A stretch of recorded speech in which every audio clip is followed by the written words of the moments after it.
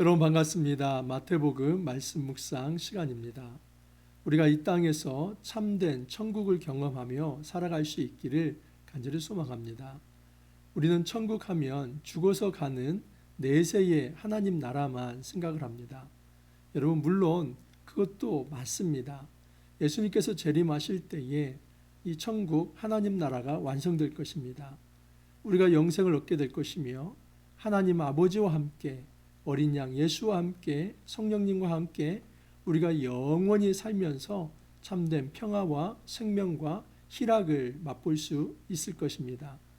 여러분 하지만 그 미래의 내세에 경험할 이 천국은 오늘 이 땅에서 결정된다는 사실입니다. 이것이 놀라운 일입니다. 여러분 그 영혼에 비하면 이 땅에서 삶은 정말 점 하나도 안 되는 그 짧은 순간을 사는 삶입니다. 하지만 여러분 이 순간의 삶이 결국 영원한 삶을 결정지을 수 있다 하는 것입니다.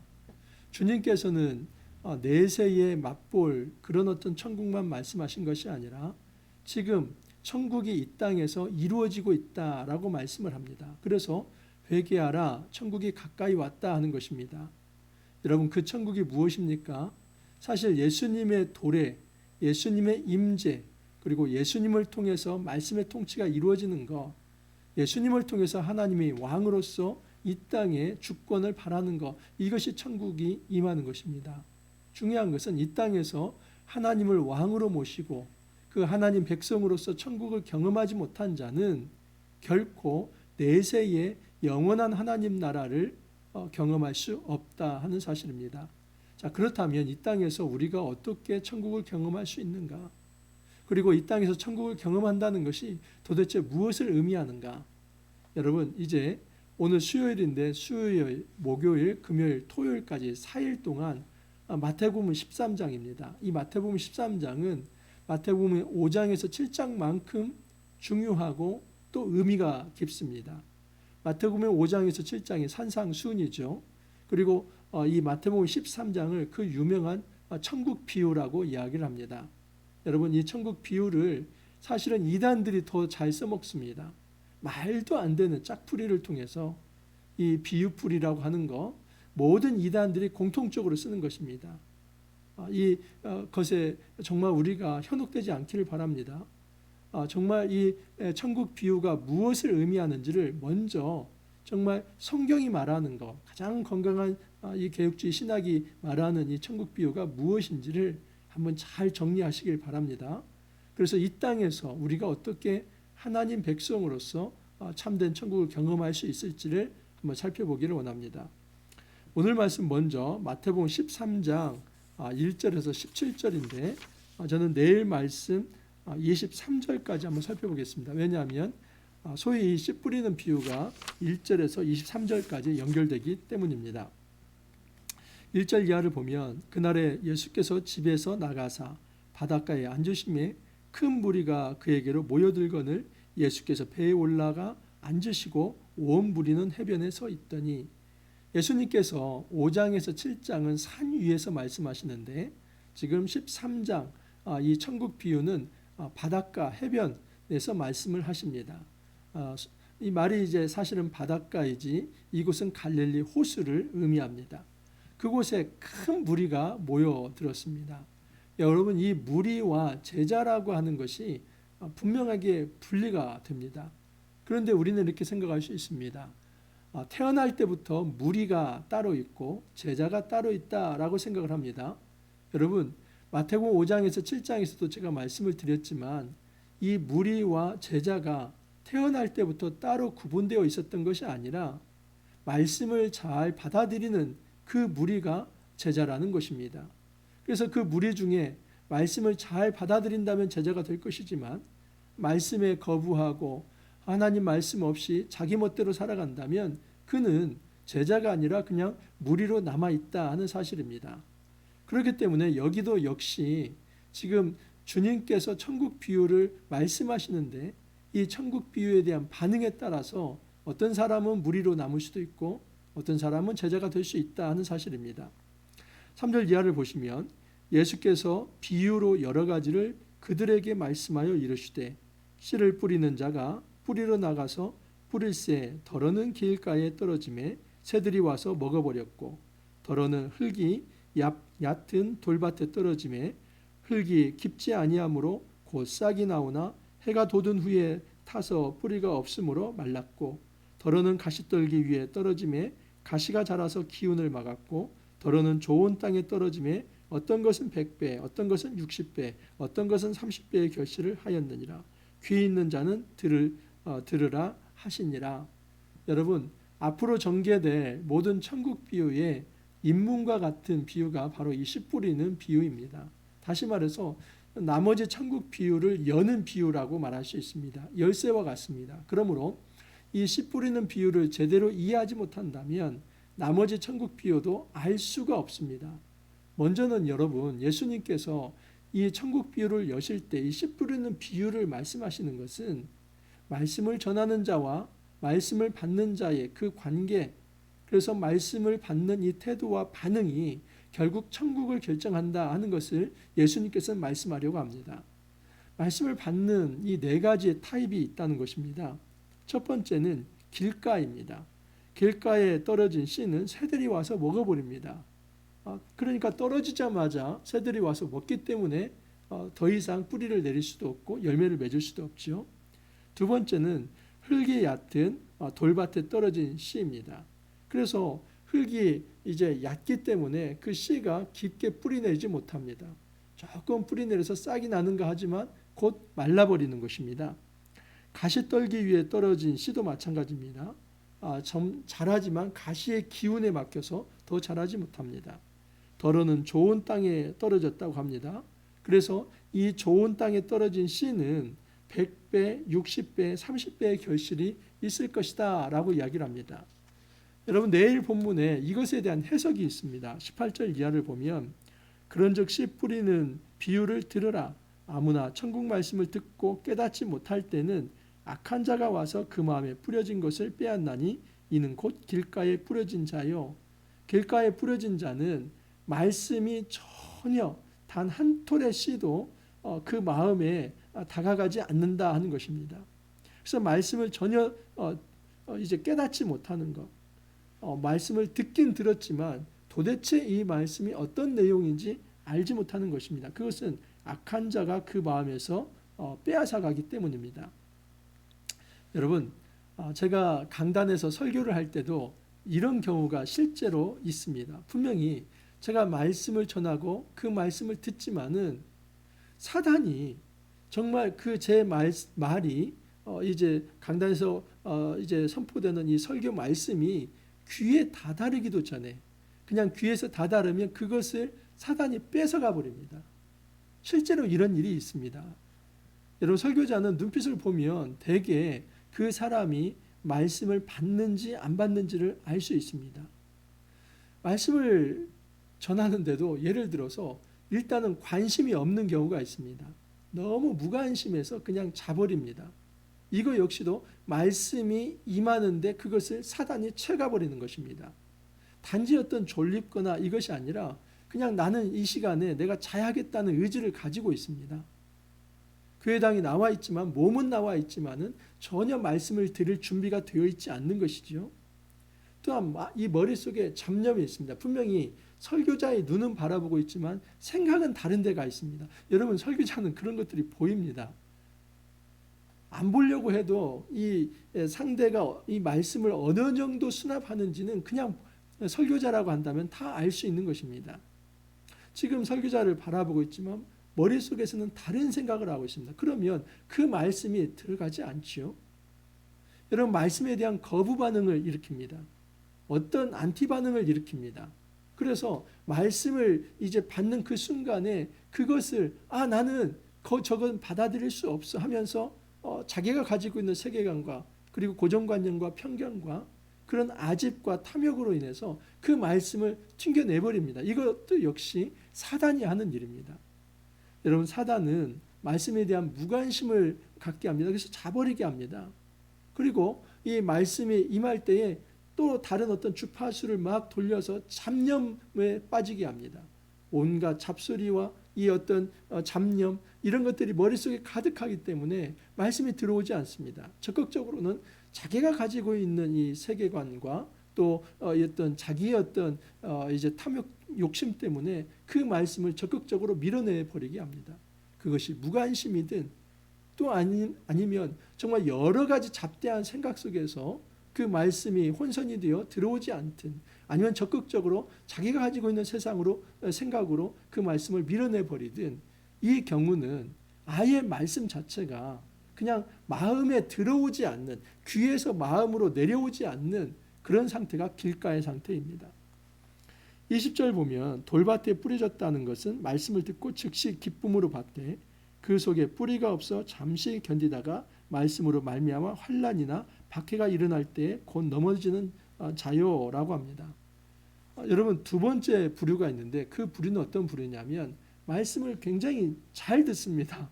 그리고 말씀을 잘 받고 심지어 목사님 은혜 받았습니다 라고 이야기를 합니다. 그런데 그것에서 끝납니다. 말씀을 정말 은혜 받았다고 하고 잘 듣고 뭔가를 적고 하지만은 그 다음에 보이는 태도는 말씀을 받고 살아가는 태도가 아니라 그 말씀과 전혀 상관이 없는 삶을 살아갑니다. 이 경우는 어떤 경우냐면 말씀이 적용이 안 되는 경우입니다. 여러분 어떤 씨가 뿌려지면 그 뿌리가 잘 내려야죠. 제가 이 예배당에도 지금 이 뒤에 보이는 이런 식물들이 있습니다. 이거 외에도 제가 카메라로 보여드릴 수만 있으면 보여드리고 싶은데 제가 설립 예배 때도 받고 또 유임식 때도 받고 한 이 선물들이 있습니다. 그거 제가 좀 잘 키우고 있는 중입니다. 근데 어떤 경우는 실패해서 이제 결국은 다 뿌리를 뽑아야 할 때도 있는데 그를 뽑을 때 여러분 힘 안 줘도 그냥 뽑아집니다. 놀라웠습니다. 그러니까 이게 잎이 더 이상 어떤 그 싹이 나지 않는 경우 더 이상 아무리 물을 줘도 물은 그냥 밑으로 흘러서 넘쳐버립니다. 대개 식물에 물을 주면 이제 조금씩 이렇게 물을 흡수를 하고 나머지 조금 밑에 이제 물바지에 받아지는데 이 뿌리가 없이 그냥 나무 토막 하나 심겨져 있는 그런 식으로 이런 것은 물을 그냥 다 밑으로 내려버립니다.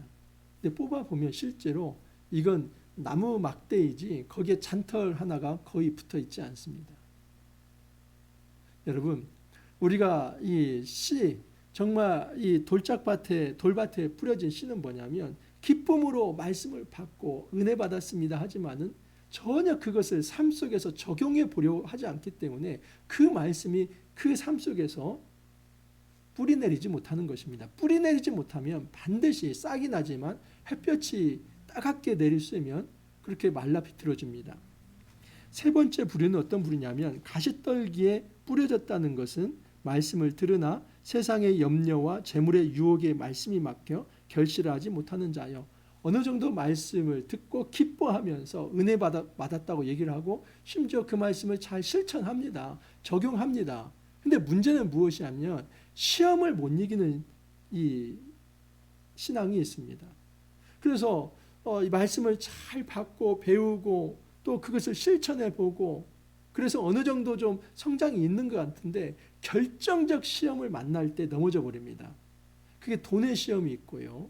또는 어떤 압박의 시험이 있고 고난의 시험이 있고 질병의 시험이 있고 우리가 인생에 경험하며 살아갈 때 모든 관계성에서 상처든 여러분 이 시험이 있습니다. 근데 이 가시떨기의 기운에 막혀서 그 안에서 자라지 못하는 씨는 어떤 거냐면 어느 정도 말씀을 기쁨으로 받고 실천도 하고 그렇게 신앙생활을 하는 듯 하지만 가장 결정적인 시험을 이겨내지 못하고 거기에서 포기해버립니다. 많은 사람들은 이것을 신앙의 세 단계로 생각합니다. 말씀을 받는 단계 또는 말씀을 적용하는 단계 그리고 어떤 정도 시험을 이겨내는 단계. 여러분 이것은 단계를 말하는 것이 아니라 이 세 부류는 말씀을 받지 않는 사람을 표현한 것입니다. 그러니까 말씀을 받지 않는 사람의 세 부류가 있다라고는 말할 수 있지만은 이것은 신앙의 성숙 단계가 결코 아니라는 겁니다. 시험을 못 이겨서 이 포기를 하든지 아니면 어느 정도 이제 말씀을 듣고 실천하다가 포기를 하든지, 아니면 말씀을 듣는 것 자체가 잘 안 되든지, 세 부류는 다 말씀에 대한 거부 반응을 하는 사람들, 말씀을 받아들이지 않는 유형을 의미하는 것입니다. 자, 그러면 나머지 다른 유형이 뭐냐면 좋은 땅에 떨어진 씨입니다. 좋은 땅에 뿌려졌다는 것은 말씀을 듣고 깨닫는 자니 결실하여 어떤 것은 100배, 어떤 것은 60배, 어떤 것은 30배가 되느니라. 여러분, 좋은 땅에 떨어진 씨는 결국 말씀을 듣고 깨닫고 그 말씀을 제대로 실천하여서 열매를 맺는 씨입니다. 여러분, 여기 듣고 깨닫는다는 것은 듣고 실천하는 것을 내포하는 말씀입니다. 그래서 누가복음에서는 그렇게 표현이 되어 있습니다. 여러분, 착하고 좋은 마음으로 그 말씀을 듣고 그것을 지키고 인내하여서 결국 열매를 맺는 것, 이것이 좋은 땅에 뿌려진 씨입니다. 자, 그러면 예수님께서 왜 지금 이 씨 뿌리는 비유를 말씀을 하셨는가? 여러분, 그것은 말씀에 대한 반응이 천국을 결정한다는 것을 말씀하기 위해서입니다. 10절 이하를 보면 제자들이 예수께 나와 이르되 어찌하여 그들에게 비유로 말씀하시는가이까? 이 비유로 말씀하는 이유를 묻지요. 대답하여 이르시되 천국의 비밀을 아는 것이 너희에게는 허락되었으나 그들에게는 아니 되었나니. 너희 제자를 의미합니다. 제자에게는 이 천국 비밀이 허락되었다. 그러나 그들에게는 허락되지 않았다. 그들은 어떤 존재입니까? 예수님이 그걸 얘기하는 겁니다. 여러분, 이 그들과 제자의 가장 큰 차이는 뭐냐면, 제자 너희들은 지금 말씀이 선포될 때에 내 앞으로 나와서 물어보고 있지 않느냐, 관심을 가지고 있지 않느냐. 그러나 그들은 말씀을 듣고 그 무리들은 다 떠나갔다. 비유로 말하는 이유는 지금 그 비유를 해석해 주지 않으면 알 수 없는데, 많은 무리는 그 비유를 듣고 떠나간다. 하지만 너희들은 이 비유를 들으러 나온다는 것입니다. 여러분, 여기 보면 이사야 말씀을 가지고 이렇게 말씀을 합니다. 그러므로 내가 그들에게 비유로 말하는 것은 그들이 보아도 보지 못하며 들어도 듣지 못하며 깨닫지 못함이라. 이사야 예언이 그들에게 이루어졌으니 일렀으되 너희가 듣기는 들어도 깨닫지 못할 것이요 보기는 보아도 알지 못하리라. 이 백성들의 마음이 완악하여져서 그 귀는 듣기에 둔하고 눈은 감았으니 이는 눈으로 보고 귀로 듣고 마음으로 깨달아 돌이켜 내게 고침을 받을까 두려워함이라 하였느니라. 이게 이사야 말씀 6장 9절 10절 말씀을 인용한 말씀입니다. 여러분, 이사야 말씀, 이 이사야 6장은 그 유명한 소명 말씀입니다. 이사야가 하나님께 소명을 받습니다. 이사야가 정말 이제 나는 입술이 부정한 자다 그랬지만 하나님께서 그를, 그 입술을 제단 숯불로 찢어서 깨끗하게 하심으로써 내가 너를 선지자로 만들겠다 하면서 불러주셨습니다. 나는 자격이 없습니다. 나는 하나님을 본 자로서 죽을 수밖에 없습니다. 하지만 하나님의 그를 거룩하게 만들어서 선지자로 파송하십니다. 그러면서 주신 메시지가 무엇이냐면, 너는 가서 말씀을 전하는데 그들을 돌이키라고 하는 것이 아니라 이 듣기는 들어도 깨닫지 못하는 백성들이여 하나님의 심판이 너희에게 임하였다. 이 심판 메시지를 전하라는 것입니다. 여러분, 이사야서에서 말씀하는 듣기는 들어도 깨닫지 못한다 하는 이것은 무엇이냐면, 이미 하나님의 말씀이 이 이스라엘 백성에게 전달되었는데 그 말씀을 듣지 못하는, 그 말씀을 받아들이지 못하는, 왜? 완악함 때문에, 교만함 때문에, 그 교만함과 완악함 때문에 받아들이지 못하는 그들에게 심판이 있다. 이것을 말하는 것이 이사야 말씀입니다. 그러므로 예수님께서 이 말씀을 인용한 것은 무엇이냐면, 마찬가지로 나도 비유로 말을 하는데 그 비유를 하나님 말씀으로 받아들이지 않는 자는 심판이 있다는 것입니다. 이런 비유를 다른 말로 하면 수수께끼입니다. 수수께끼는 반드시 그 문제를 낸 사람이 알려줘야만 알 수 있습니다. 그러므로 예수님께서 말씀하신, 어떻게 보면 그 당시 이 농경 문화 속에서 이 파종 문화입니다. 우리는 이제 어떤 모내기를 해가지고 그 다음에 이게 모를 심어서 나는 거지만, 그 당시의 문화는 즉파이죠. 씨를 이렇게 뿌립니다. 그래 씨를 뿌리면 어떤 것은 뭐 길가, 어떤 것은 돌밭, 어떤 것은 가시밭, 어떤 것은 좋은 밭에 이렇게 떨어집니다. 그것을 누구나 다 이 유치원 수준을 알고 있는 겁니다. 하지만 이것이 천국과 어떤 연관관계가 있느냐 하는 것은 예수님이 해석해 주지면 않으면 도저히 알 수 없는 것입니다. 주님께서 말씀하시는 건 뭐냐면 내가 이렇게 비유를 말하는 것은 들을 귀 있는 자는 듣고 들을 귀 없는 자는 듣지 못하게 하기 위함이다. 이 말은 태어날 때부터 제자가 따로 있고 태어날 때부터 무리가 따로 있다는 것이 아니라 이 무리 속에서 말씀을 믿음으로 받아들이는 자, 겸손하게 그 말씀을 받아들이는 자, 그들이 그 무리의 자리에서 제자로 나올 수 있다는 것입니다. 우리는 제자하면 12제자만 생각합니다. 아닙니다. 여러분 70인의 무리, 120명의 성도, 나중에 이제 예수님 부활하실 때 500여 형제들 다 제자입니다.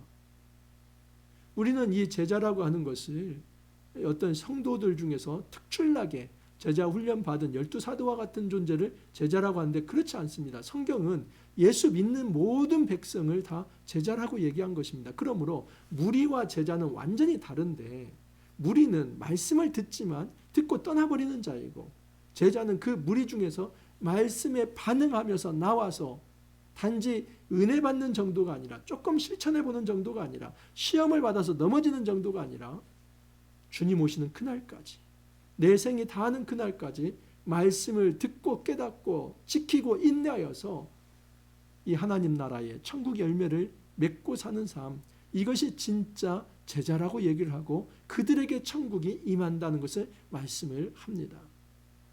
여러분 이 씨 뿌리는 비유는 천국 비유, 나머지 비유를 이해할 수 있는 열쇠와 같은 것입니다.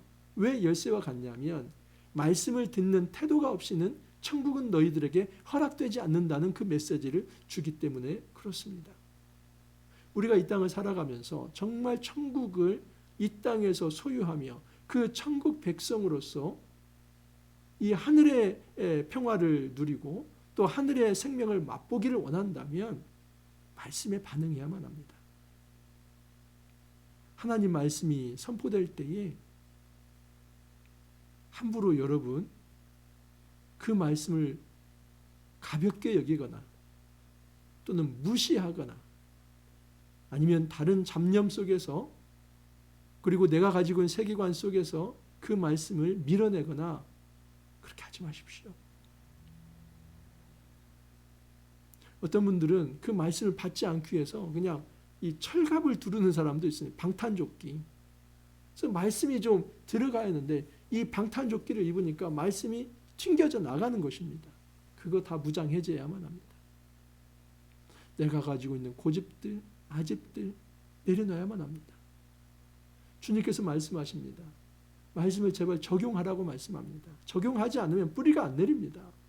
그리고 적용하는 과정에서 시험이 닥칠 때 극복하라고 합니다. 여러분 그거 이겨내라고 합니다. 주님은 그 모든 것을 이겨내서 이제는 참된 열매, 이 천국의 열매를 맺는 삶 살아가라고 말씀을 합니다. 우리가 이 땅에서 천국을 맛봐야만 내세에서도 영원한 천국을 맛볼 수 있습니다. 천국을 맛보는 방법은 말씀에 제대로 반응하는 것입니다. 이 천국 복음에 반응하는 것입니다. 결코 우리가 말씀에 거부하는 자, 말씀을 무시하는 자로 살아가지 말고 정말 하나님 말씀 앞에 철저히 부복하며 그 말씀에 순종하며 그 말씀을 실천하며 또 인내하면서 시험을 이겨내면서 이 천국 백성으로서 승리하며 이 하늘의 참된 생명을 자유를 평화를 누리며 살아갈 수 있기를 간절히 소망합니다. 이렇게 기도합니다. 주님 감사합니다. 저희들에게 천국 복음을 가르쳐 주시니 감사합니다. 이제 이 천국 복음 비유를 저희들에게 말씀해 주시는데 먼저 저희들 씨 뿌리는 자의 비유를 배웠습니다. 주님 말씀에 반응하는 것이 천국을 결정하는 것이다 하는 것을 가르쳐 주셨습니다. 우리가 교만한 마음으로 말씀을 밀어내거나 또는 말씀을 실천하지 않거나 또는 시험에 넘어가는 일이 없도록 주님 도와주옵소서. 우리 안에 선하고 착한 마음을 주시고 또 말씀을 실천하고자 하는 그런 의지도 하나님 허락하여 주시며 그리고 어렵고 힘든 시험을 만날 때 하나님께서 도와주시사 그 시험을 능히 이겨내며 하나님께서 저희들에게 원하시는 그 참된 천국의 열매를 아름답게 맺고 살아갈 수 있도록 은혜를 더하여 주옵소서. 주님 감사하옵고 예수님 이름으로 기도하옵나이다. 아멘. 여러분 천국 비유 너무 중요한 말씀입니다. 5장에서 7장 이 팔복 말씀도 참 중요한데 13장 중요합니다. 제가 원래 토요일 말씀까지 이어지는데 금요일까지 해서 이 토요일 말씀까지를 압축적으로 잘 전달해 드리도록 하겠습니다. 오늘 하루도 여러분 화이팅 하시고 또 내일 찾아뵙도록 하겠습니다. 감사합니다.